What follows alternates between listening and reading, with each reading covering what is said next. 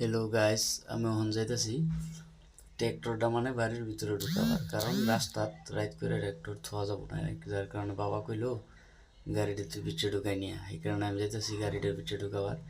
তো ফাইনালি গাড়ি বুকলা পেলাম, আয় দেখি নাট একটা ডিলা হয়ে আছে, টাইট দিলাম দিয়ে হেরে স্টার্ট দিতেছি, স্টার্ট হইতেছে না। কি লেগে ভাই স্টার্ট হইতেছে না, সেলফি কাম করতেছে না। তো আমি এখন ডাইরেক্ট নামি। তো তোমরা দেখিয়া বাবা, যে একটা সুন্দর বিষয় এটা, ট্র্যাক্টর যদি স্টার্ট না হয় তাহলে তোমরা ডাইরেক্ট মারা বাবা। এই যে সেলফ যদি কাম নাও করে, চাবি অন না করেও মারা বাবা, মানে স্টার্ট হবো আর। এই যে দেখো